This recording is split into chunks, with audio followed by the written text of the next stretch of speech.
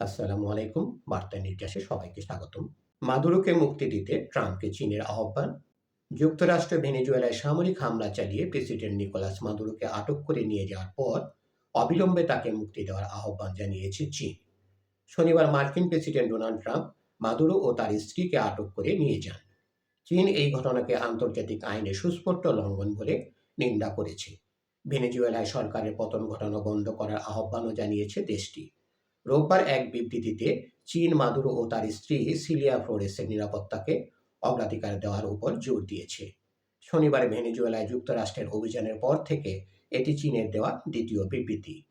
এর আগে শনিবার বিবৃতিতে চীন ভেনেজুয়েলা ও মাদুরোর বিরুদ্ধে যুক্তরাষ্ট্রের পদক্ষেপকে আধিপত্যবাদী কর্মকাণ্ড এবং শক্তির নগ্ন ব্যবহার বলে সমালোচনা করেছিল। পাশাপাশি ওয়াশিংটনকে জাতিসংঘের সনদ মেনে চলার আহ্বানও জানিয়েছিল চীন। Center for China and Globalization এর জ্যেষ্ঠ গবেষক ফেডো অ্যান্ডি মক বলেন, ভেনেজুয়েলার পরিস্থিতি নিবিড়ভাবে পর্যবেক্ষণ করছে চীন। ধন্যবাদ সবাইকে এতক্ষণ ধরে আমাদের পাশে থাকার জন্য। আর সংবাদ পেতে আমাদের বার্তা নিউজ চ্যানেলটি সাবস্ক্রাইব করে আমাদের সাথেই থাকুন।